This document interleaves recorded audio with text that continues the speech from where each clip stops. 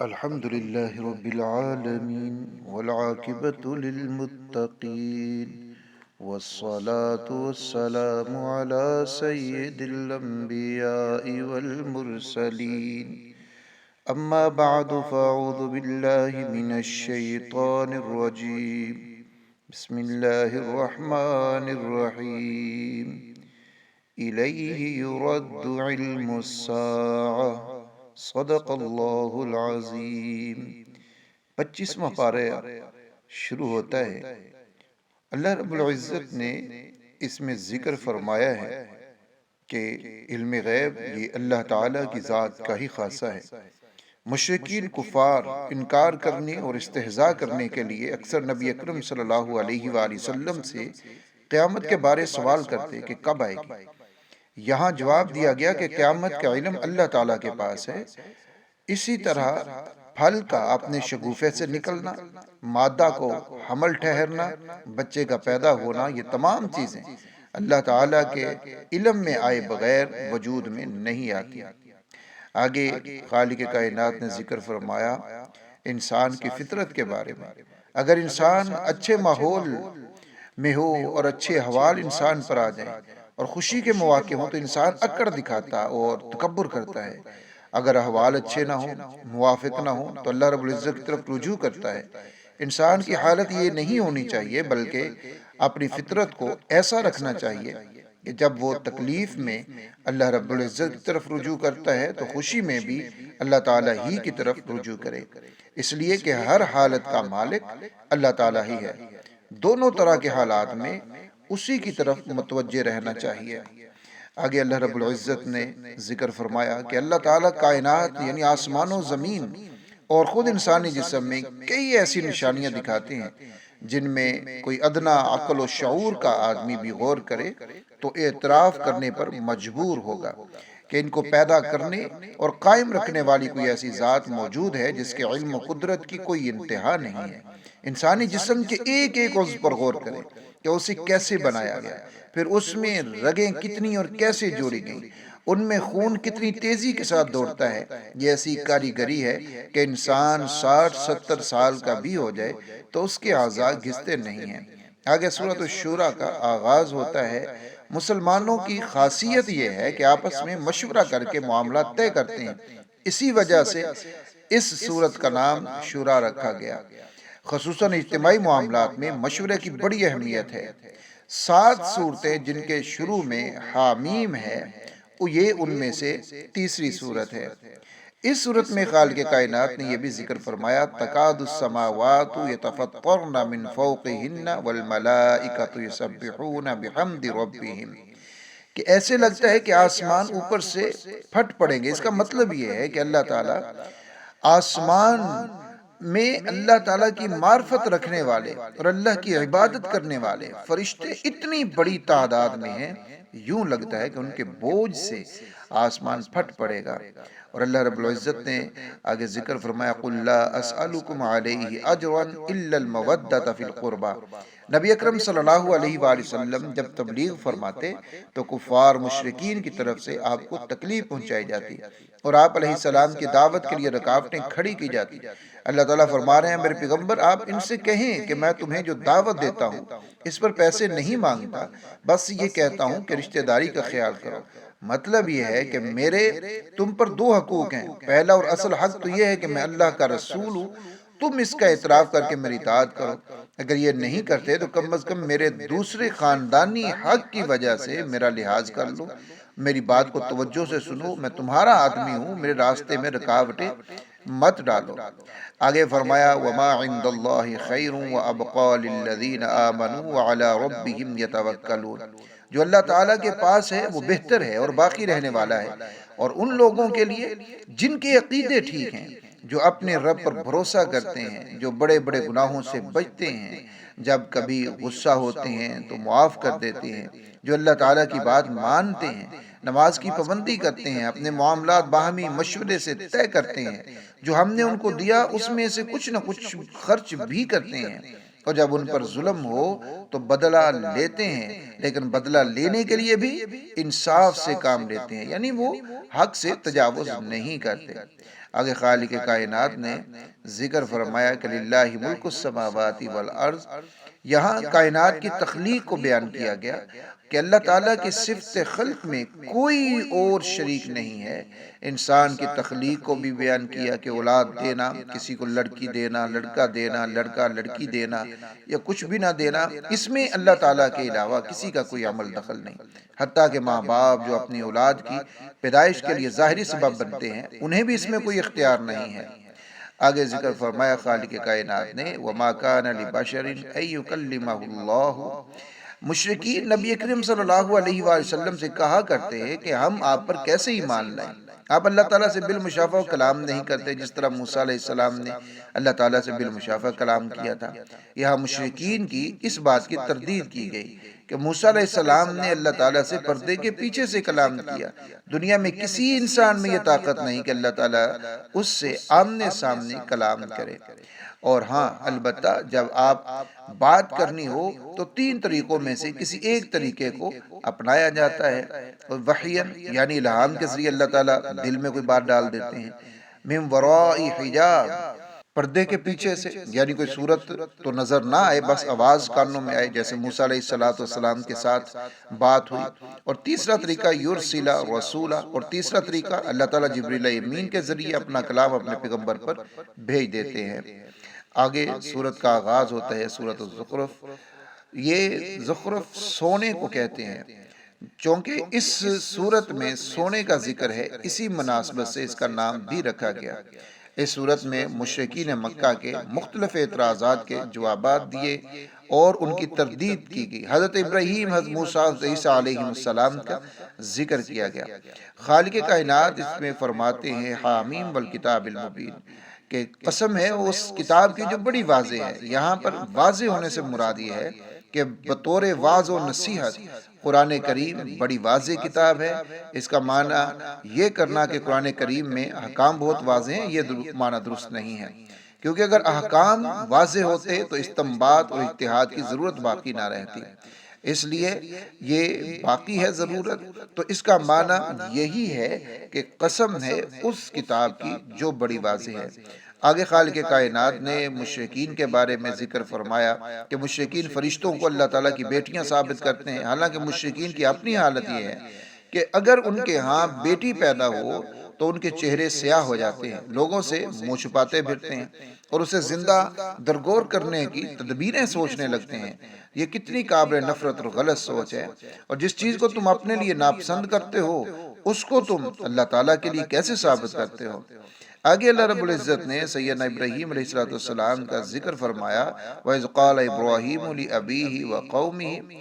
گزشتہ آیات میں جب انہیں اللہ تعالیٰ کی توحید کی دعوت دی جاتی جیسے پیچھے گزرا، تو وہ اپنے دین کو صحیح ثابت کرتے ہوئے یہ کہتے کہ ہم اپنے باپ دادا کو اس طریقے ہم نے پایا ہے تو ہم انہی کے نقش قدم کے اوپر جا رہے ہیں، مطلب وہ سمجھتے کہ ہمارا دین صحیح ہے۔ یہاں سے ان کے اس غلط دعوے کی تردید کی جا رہی۔ پہلی بات تو یہ قرآن و سنت اور قطعی عقائد کے معاملے میں باپ دادا کی تقلید غلط طریقہ ہے۔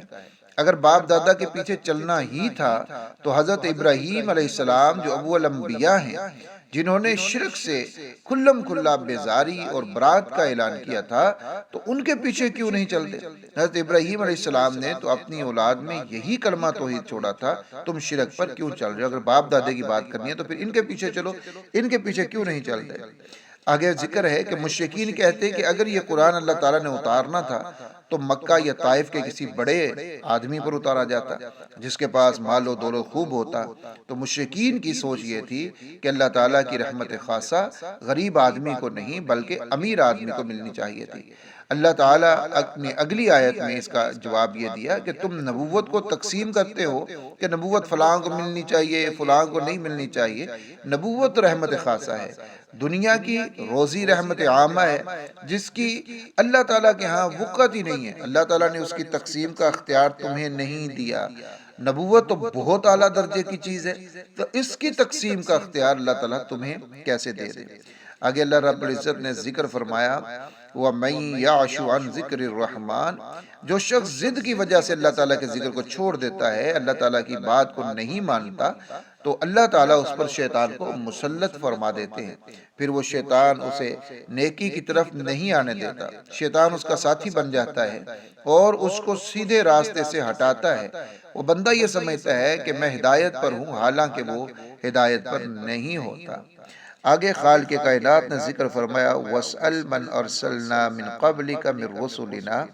نبی مکرم صلی اللہ علیہ وآلہ وسلم کا اپنے پہلے انبیاء علیہ السلام سے پوچھنے کا مطلب یہ ہے کہ سابقہ انبیاء علیہ السلام کے صحیفوں اور کتابوں کا جو کچھ حصہ باقی ہے اس میں آپ دیکھیں۔ اس کا مطلب یہ بھی ہے کہ لیلۃ المعراج میں جب آپ صلی اللہ علیہ وآلہ وسلم کی تمام انبیاء علیہ السلام سے ملاقات ہوئی، اس وقت پوچھیں کہ کیا کبھی بھی ہم نے اللہ تعالیٰ کے علاوہ دوسرے معبود بنائے تھے کہ ان کی عبادت کی جائے؟ آگے حضرت موسیٰ علیہ السلام کا پھر قصہ یہاں پر مذکور ہوتا ہے وَلَقَدْ أَرْسَلْنَا مُوسَىٰ بِآيَاتِنَا۔ یہاں حضرت موسیٰ علیہ السلام کے بارے میں قرآن کریم میں کئی مقامات کے اوپر اللہ تعالیٰ نے ان کے قصے کو مختلف پیرائے میں بیان کیا ہے اور مختلف جگہوں کے اوپر بیان کیا ہے۔ آگے پھر اللہ رب العزت نے ذکر فرمایا کہ جب سورۃ الانبیاء کی یہ آیت نازل ہوئی انکم وما تعبدون من دون اللہ حسب جہنم، کہ تم لوگ اور جس کی تم پوجا کرتے ہو سب جہنم کا ایندھن بنیں گے۔ تو ایک کافر نے کہا کہ میرے پاس اس آیت کا جواب ہے، وہ یہ کہ عیسیٰ علیہ السلام کی پوجا کرتے ہیں تو کیا وہ بھی جہنم میں جائیں گے؟ اس پر مشرکین نے بہت شور مچایا اور کہ اس نے تو بڑا لاجواب قسم کا اعتراض کر دیا ہے۔ حقیقت میں اس اعتراض کی کوئی حیثیت نہیں، کیونکہ سورہ انبیاء کی آیت میں بت پرستوں کو خطاب تھا اور یہاں پر بتوں کے علاوہ وہ لوگ شامل تھے جنہوں نے لوگوں کو اپنی عبادت کا حکم دیا تھا۔ رہی بات حضرت عیسیٰ علیہ السلام کی، تو انہوں نے تو کبھی کسی کو اپنی عبادت کا حکم نہیں دیا، بلکہ عیسیٰ علیہ السلام تو فرماتے ہیں کہ میں اللہ کا بندہ ہوں، مجھے خدا نے کتاب دی اور مجھے نبی بنایا، تو یہاں وہ شامل نہیں ہیں۔ آگے خالق کائنات نے یہ ذکر فرمایا قُلْ إِنْ كَانَ لِلرَّحْمَٰنِ وَلَدٌ، کہ گزشتہ آیات میں عیسیٰ علیہ السلام کے اللہ تعالیٰ کا بیٹا ہونے کی نفی تھی، اب یہاں اللہ تعالیٰ کے لیے اولاد ہونے کی نفی، کہ مشرکین کے بے ہدہ اعتراضات اور غلط جو عقائد ہیں کہ اے پیغمبر صلی اللہ علیہ وسلم آپ یہ اعلان کر دیجئے کہ اگر فرض محال کے طور پہ اوپر خدا کا کوئی بیٹا ہوتا تو سب سے پہلے عبادت کرنے والا میں ہوتا۔ آگے سورۃ الدخان ہے۔ دخان یہ عربی میں دھوئیں کو کہتے ہیں، چونکہ اس صورت میں دھوئیں کا ذکر ہے اسی وجہ سے اس کا نام بھی اس کے اوپر رکھا گیا۔ آگے خالق کائنات میں اس میں ذکر فرمایا اِنَّا أَنزَلْنَاهُ فِي لَيْلَةٍ مُبَارَكَةٍ، قرآن کریم کو ہم نے برکت والی رات میں نازل فرمایا۔ لیلہ مبارکہ برکت والی رات سے مراد لیلۃ القدر ہے، کیونکہ سورۃ القدر میں صراحت کے ساتھ قرآن کریم کا لیلۃ القدر میں نازل ہونا وہاں موجود ہے۔ دخان سے مراد کیا ہے؟ اس کی ایک تفسیر یہ ہے کہ رسول اللہ صلی اللہ علیہ وآلہ وسلم نے قریش کی مسلسل مخالفت اور اسلام دشمنی کی وجہ سے بد دعا کی تو مکہ پر سخت قحط پڑا، اور قحط اتنا شدید کہ لوگ ہڈیاں اور مردار کھانے پر مجبور ہو گئے۔ لوگ آسمان کی طرف دیکھتے تو بھوک کی وجہ سے انہیں دھواں نظر آتا تھا۔ یہ لوگ نبی کریم صلی اللہ علیہ وآلہ وسلم کی خدمت میں حاضر ہوئے اور آپ سے عرض کی کہ اگر آپ دعا کریں اور قحط ختم ہو جائے تو ہم ایمان لے آئیں گے۔ تو آپ نے دعا فرمائی، قحط ختم ہوا، لیکن وہ پھر بھی ایمان نہیں لے کر آئے۔ حضرت موسیٰ علیہ السلام نے فرعون سے کہا کہ اللہ تعالیٰ کے بندوں یعنی بنی اسرائیل کو میرے حوالے کر دو، کیونکہ میں امانت دار پیغمبر بن کر تمہاری طرف آیا ہوں۔ تو فرعون نے بجائے ماننے کے الٹا موسیٰ علیہ السلام کو قتل کی دھمکیاں دیں۔ بالآخر اللہ تعالیٰ نے فرعون اور اس کے حواریوں کو سمندر میں غرق کر دیا۔ وَلَقَدْ فَتَنَّا قَبْلَهُمْ قَوْمَ فِرْعَوْنَ، یہاں یہ اس چیز کا ذکر ہے۔ آگے اللہ رب العزت نے اہل جہنم کے کھانے کا ذکر کیا اِنَّ شَجَرَةَ الزَّقُّومِ، یہاں اہل جہنم جو ہے انہیں کھانے میں کیا دیا جائے گا؟ کھانے میں زقوم کا درخت ملے گا جس کی شکل جو ہے وہ تلچھٹ جیسی ہوگی، تو ان کے پیٹ میں ہنڈیا کی طرح وہ ابال شروع ہو جائے گا۔ یہ درخت شکل سے بھی بیکار ہوگا اور ذائقے کے اعتبار سے بھی ٹھیک نہیں ہوگا۔ ان المتقین فی مقام امین، پیچھے جہنمیوں کا ذکر آ گیا، یہاں پر متقین کے اوپر انعامات کا ذکر کہ متقین ایسی جگہ پر ہوں گے جو امن والی ہوگی، باغات میں ہوں گے، چشمے ہوں گے، ان کو ریشم کے باریک لباس پہنائے جائیں گے، موٹا لباس بھی ہوگا ریشم کا، آمنے سامنے ہوں گے، خوبصورت آنکھوں والی حوروں سے ان کی شادیاں بھی ہوں گی۔ تو یہ اللہ رب العزت نے یہاں پر جنتیوں کے انجام کو ذکر فرما دیا۔ آگے سورۃ الجاثیہ کا آغاز ہوتا ہے۔ جاثیہ کا معنی ہے گھٹنوں کے بل بیٹھنا، کیونکہ اس صورت میں قیامت کی ہولناکیوں کو بیان کیا گیا کہ قیامت کے دن لوگ خوف کی وجہ سے گھٹنوں کے بل گریں گے، اسی وجہ سے اس کا نام ہے۔